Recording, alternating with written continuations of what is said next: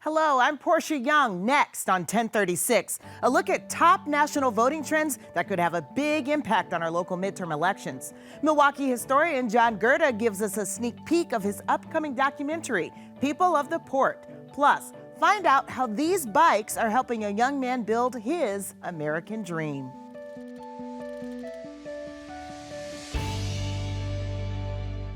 We begin with a celebration. This month begins our 7th season of 1036, our monthly news magazine. So congratulations to the entire crew, and we're so happy to also be a part of the 65th anniversary of this public television station. We have a lot here to celebrate at Milwaukee PBS. Thank you for watching and for supporting us through the years. Election Day is November 8th. There are key races on the ballot, including Wisconsin Governor and U.S. Senate.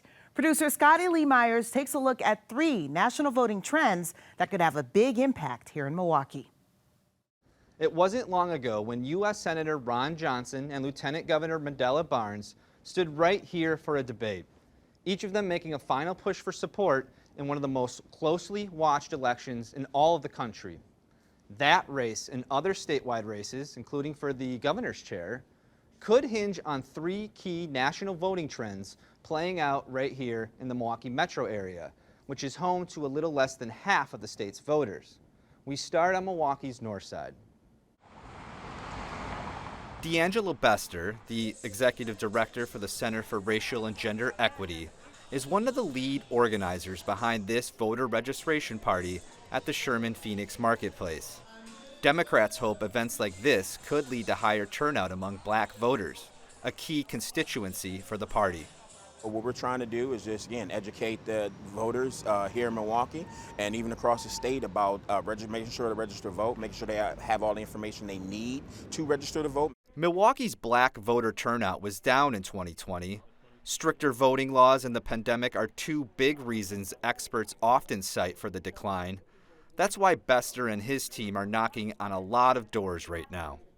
We're hoping to knock on about 40,000 doors total in the state between when we started in around June through Election Day. We want to have around 15,000 conversations with voters, and we're hoping to get 70% turnout for the people that we actually have conversations with. Everyone talks about low propensity voters and they put black voters in that category. We don't call them low propensity voters, we call them high potential voters. The key is just figuring out what it's going to take to motivate black voters to turn out. We started knocking on doors in Milwaukee months ago, and one of the issues that kept coming up in our conversations was affordable housing, which, you would never think that was a top issue for black voters or any voters, at least when you see what's happening in the media. And so we started having a conversation with people about that because that's what we were hearing. For the first time since the early 80s, Philip Elin will be voting in an election. He was one of a handful of people who registered to vote at the Sherman Phoenix event. What it means to me to find me to register to vote, it means change. It means listening to people. It means seeking the candidates who need to be in office, who do not need to be in office. It means it's just overwhelming to be able to vote. I got a voice now, and that's very important to me. I got a voice. And it's a critical voice. Republicans are looking to increase their support among Hispanic voters with a new initiative called Operación Vamos, which launched in several key swing states, including Wisconsin. Latino voters have typically favored Democrats, but not always by wide margins. They're not leaving in droves, but there is a measurable shift. So what we did is we put together Operation Vamos. It's in 9 states, and we're basically it's just emphasizing with our candidates and helping them reach out to the Hispanic community. Ron Johnson's was good at that, and so we've just been sort of amplifying what he's doing. U.S. Senator Rick Scott of Florida is helping to lead these outreach efforts, which have sent campaign workers to knock on doors in neighborhoods in Milwaukee and throughout the state, trying to make inroads with Wisconsin's largest minority group. I know that Hispanic voters have been basically taken for granted by Democrats. My experience in my 2 governor's races, my Senate races, you've got to be in the Hispanic communities, and they're very receptive, but you've got to show up. But I know that Hispanic voters are way more inclined to vote Republican as long as Republicans reach out to and talk to them. Hispanic voters are fed up with the public school system around the country right now. They want a better economic market. They don't want to see inflation. They want to live in safe communities, and that's what, if we talk about those issues, then we're gonna win elections. You wanted a Mandela? Yes, please. During our interview with Deb Dasso, the chair of the Democratic Party of Ozaukee County, people kept coming in to request yard signs. You're probably seeing more in the area than ever before. Though still red, Ozaukee County recently saw the biggest increase in Democratic voters in the state. Waukesha County is second on that same list. It's part of the purpling of the suburbs. I do get a sense that it's changing. I'm not going to say it's like a ginormous swing, but it is, as I said, we're just picking up a couple percentage points every single year. I mean, we were 41% as a county for Biden. Cedarburg, where I live, President Biden won by 19 votes, and that to a Milwaukee County or whatever, that would be like a little big deal. But to us, it is a very big deal because that hasn't happened in my history of living in that community since 1984. It is a giant uphill battle here. 60-40 would be, kind of generous. I mean, our goal in 2020 was to pop above what we did for Hillary, and we did. And so we're not seeing our votes go backwards. We're not seeing that, anywhere. So that's heartening. We would hope by 2024 we'll be able to maybe flip this whole county blue. At the center of the suburban swing are women, who Dasso says have energized the party after the overturning of Roe v. Wade. There are a lot of very active women in this county. And I had a woman stop in right after the Dobbs decision. I was here, putting some things together in the office, and she came in with her 2 little children, and she had, My Body, My Choice t-shirt on, and she said, I've never voted for a Democrat before. I've always been a libertarian. She was young, I'd say in her 30s, and she said, she goes, sign me up. What can I do? My point is that I think they're paying more attention, because all of a sudden it's like, something was taken away from me, and my daughters, and my granddaughters, and my sisters, and my neighbors. Wisconsin's last 2 presidential elections were each decided by less than 1 percentage point. If current polling is to be trusted, these midterms will be just as close. And these 3 voting blocks could be the pathway to victory. Remember, Election Day is November 8th. If you have any questions, please go to myvote.wi.gov. We have a major update on one of the farm families featured in America's Dairyland, At the Crossroads, our award-winning documentary produced in partnership with the Milwaukee Journal Sentinel. Producer Scotty Lee Myers tells us about the big changes at Rail Acres in order to stay afloat in the dairy business.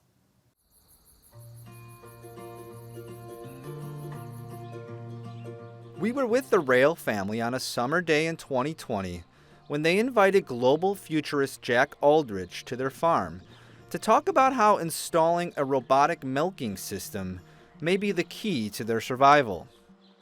I think probably one of the things that we're looking at very hard is the robotic milking.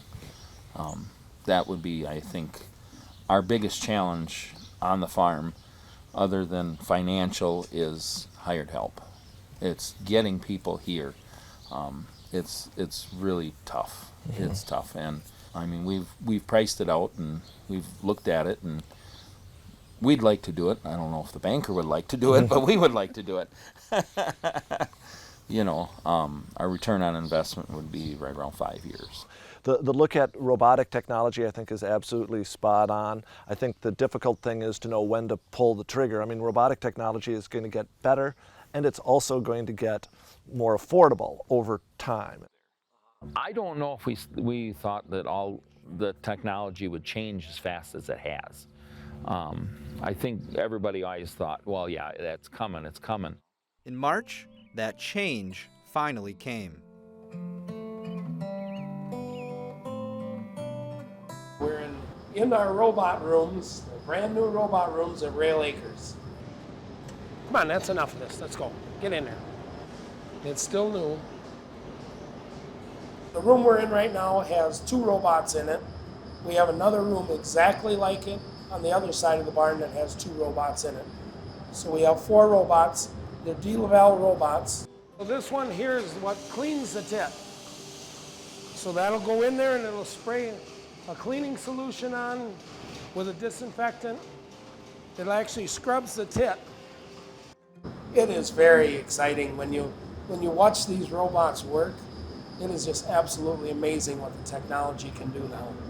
Yeah, it's come a long way from milking in a bucket to this. This is just it's amazing what those robots can do and how much information you can actually get out of there. So right now it's grabbing each individual tit cup and it'll put it on there. So now we're starting the milking? We're starting to milk, yes. All of her information is right here.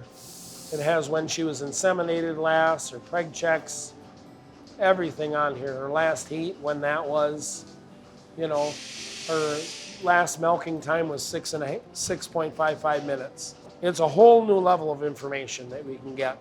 Does this make you a better dairy farmer? Absolutely, absolutely. Because you can take all this extra information and you can use it to close up loopholes that you couldn't close up before. You know, so in the end, it's more profitable. The robots aren't cheap. Dennis says each one costs around $150,000, not to mention the cost to modify the barn. But the return on investment comes in other areas. Hired help has been harder and harder to get, and that's probably the driving force behind it. The only thing is it'll change our force, how much we work in the barn significantly also. Our time won't be so concentrated in the mornings and the evenings. Our day will be spread out through the day where you can kind of pick and choose your times that you're going to leave. One of the motivations I think is just a little bit more family time. It'll allow us to get to more school functions for the kids. But also I think it might entice the kids into coming or staying on the farm and helping out. They're more tech savvy than we are. Oldrich agrees that the switch to an automated milking system could entice young farmers to stay in the family business, especially during a time in which we're seeing an unprecedented number of dairy farms call it quits. The reason I'm so optimistic about the technology is it is actually going to make farming more attractive for the next generation. I mean, I think that many kids look at you and your parents and they saw that you were working 24/7, 365 and said, that's a hard life. But suddenly with robotic technology, if you can get to your kid's football game, your daughter's softball game, you could take, you know, some time off. Suddenly it becomes a more attractive lifestyle. For starters, on the monitor board, we're looking at which cows have been milked, which cows are eligible to be milked, which cows are late for milking, so that they know which cows they maybe need to go out in the barn and fetch. And Dennis also has this on his phone. John Gerbitz helps dairy farmers across the Midwest with their robot installs. He's been spending time with the rails to help them learn their new system. He says the technology is growing rapidly. I've been with DeLaval for 4 years, and I've just seen it just explode. And when I started, it was really the early adopters, the guys with a sense of adventure and good enough management that the bank was going to allow them to go on the adventure they wanted to go on. And now it's gotten much more common. Now watch the arm. Goes up, washes itself off, and not just wash itself off, scrub itself off. So this spring, I believe I started 8 barns in Minnesota, Wisconsin, Illinois, and Iowa, compared to other years more like 2. And I think a big part of it is the availability of labor. Where 20 years ago, there were always people wanting to come and milk cows. Now they struggle to find out who's going to milk cows. It's all about making the business available to the next generation. And this technology is so much more interesting to the younger generation than being in that barn, chasing cows around and putting milkers on by hand. And so it makes it more interesting and more accessible to the next generation to have this technology available. The robots, expensive as they are, could be what lures one of the rail kids to one day take over the family farm. I'm hoping that the kids get excited about it and that they want to come back. I don't want them just to come back because it's comfortable. I actually want them to come here and want to do this and succeed at it. And that's why we made the investment. And I think that we'll have a couple of them come back and say, yep, this is what we want to do. And then Susie and I are going to go on vacation. Yeah. And although he's not pushing them one way or the other, he does get excited about the prospect of another generation of rails milking cows here in America's Dairyland. A familiar face on Milwaukee PBS over the years has been Milwaukee historian John Gerda. We kick off our 65th anniversary celebration with his new documentary airing in November. It's called People of the Port. Here's a sneak peek. When you think of Milwaukee's Jones Island, what probably comes to mind is a sewage plant, salt piles, boat docks, or maybe the Dan Hone Bridge. Well, think again. The island has all those things, but it also has one of the richest stories in Wisconsin. Today's gritty landscape once supported a major Indian village, an important fur trading post, Milwaukee's largest shipyard, and most colorful of all, a close-knit village of fisherfolk. For nearly 50 years, immigrants from the Kashubi region on Poland's Baltic Sea coast made their homes here. The Kashubs and their neighbors netted 2 million pounds of fish in a good year, and they formed a village known for its abundant saloons, its epic wedding celebrations, and its Friday night fish fries. It lasted into the 1920s, when the island was cleared for civic improvements. Today there is just one reminder of that vibrant period in our history, Kashub's Park, the smallest park in Milwaukee. But the story endures. It's one of Wisconsin's richest, and we tell it all in People of the Port, the story of Milwaukee's Jones Island. Producer Marianne Lazarski caught up with John at Kashub's Park to talk more about his interest in Jones Island and what he hopes viewers will take away from this new documentary. The takeaways I'd like to see, the takeaways I would hope people would come away with, after watching the documentary, are kind of the human warmth of this settlement, and also an appreciation for how far we've come and how much we've changed, as a society. We're all kind of immersed in the present, and for most of us, it's all we know. So maybe family stories, maybe old buildings, have some connection with the old days. But to have the story told graphically, and we've got some wonderful visuals, got some great photographs, especially of the fishing period, that really brings home, the reality that our reality is built on a whole lot of other ones. As someone of Polish ancestry, the Kashubs have always been kind of interest to me. My grandma was a Kashub, but she was from the mainland, so her family were farmers, peasants in the old country. But there was kind of a link that we haven't quite established, that may have been fisher folk in the family as well. So it's kind of personal. And as a native South Sider, this was always a place that was it was of interest. You had the big ships coming in and these big piles of salt. It was kind of sort of visually appealing as I got older. So this has been a part of my life for a very long time. My favorite part is sort of closing a loop. I did my master's thesis in geography on Jones Island back in 1978. So this is a long circle back, and kind of a bucket list project. And I've gotten to work with my son Anders as a videographer on this project, and he's done a great job, so that's been a lot of fun. What about challenges? Any challenges as you guys were doing the production of this documentary? And I guess some of the surprises, we were down here shooting right here in Kashub's Park, and people would come by on their lunch hour or something, so there's kind of a little subculture of sort of people who are island aficionados.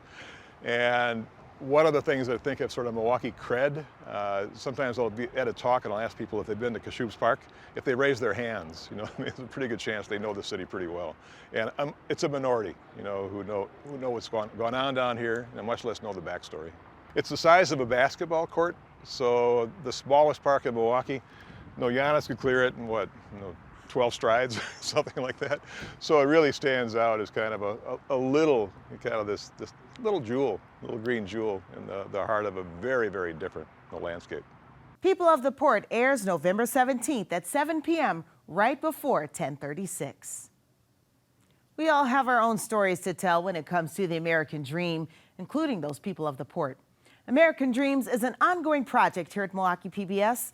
As producer Marianne Lazarski found out, repairing bikes and teaching bike safety might sound like ordinary tasks, but to a young Milwaukee man, they're part of something much bigger, his American dream.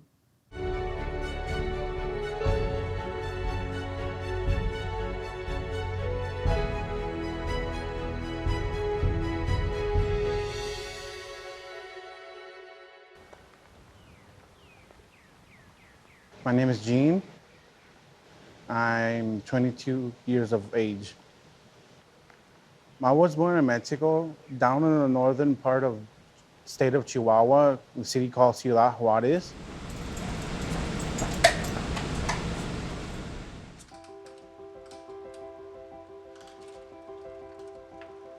The first time I rode a bike was between kindergarten, the first or second grade, and it was at a Boys and Girls Club.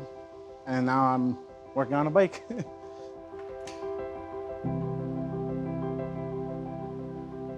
When you think about a bike, have you ever thought about that a bike would bring you your American dream? Yeah, I would not have thought of that when I was in the middle school or elementary school. The first time I've heard about the American dream was around 5th grade. When I was about to graduate, my teacher had showed us a video. And from there, I just heard someone say about the American dream, and I don't remember much after that. But What did you remember at all about what they said about the American dream? What was the American dream? they said about like the freedom, the sense of accomplishment, and to be able to live in a country that gives you the freedom to do what you wanted to do and help out others as well. I became a DACA recipient the year of my junior or sophomore year. My high school was Escuela Verde down in the Menominee Valley. And I just renewed it this year. Me and my mom specifically were talking about citizenship, and at the moment it's complicated.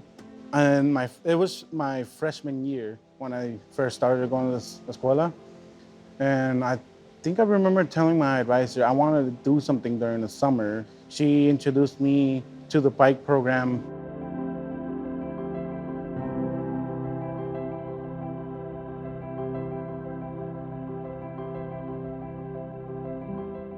I've been working with the bikes, fixing them for about like 6 or 7 years. And just last year, they moved me, or they wanted someone for the bike and walk safety instructor. Check your brakes. Does your brake work? So I say, sure, 100% in. Then from then on, I've been working with kids along the MPS sites and other locations as well.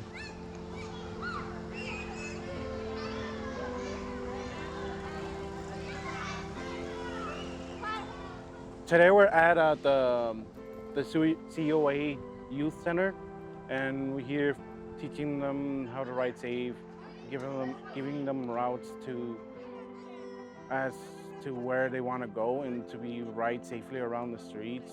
There are 15 kids with 3 or 1 staff at times, and the kids' energy are rowdy, but they're awesome. Their expression are like, cool, I got a nice bike. And they just go brag about it with their friends and say, hey, I got a bike, and it's nicer than yours. How about a race? And they just race and then come back towards me and say, hey, thank you for the bike. And you mean it's a feel of accomplishment that you fixed the bike and you gave the bike to who needs it, who wants to ride a bike. And it gives me joy and an accomplishment at the same time. Hey, I did something for someone, for the community, and that's all I can ask for. Okay, we're rolling. They always go riding back home happy and with feeling with the joy in their hearts. And their parents, they're grateful that There's programs like this for the community. This fits in my American dream, that it's one of the part of giving back to the community. As part of my American dream, like I keep pushing. Even if I do fail, I'll probably just be sad for a moment or two, and then I just like, you know what can I learn from this? And I just move on. My American dream, in a nutshell, is to have a fulfilling life, to be happy, and keep doing for what I'm doing as a career-wise, and help others on the way. Get me rolling. If you would like to share your American dream, go to milwaukeepbs.org/dreams. That'll do it for this edition of 1036. We'll see you next time.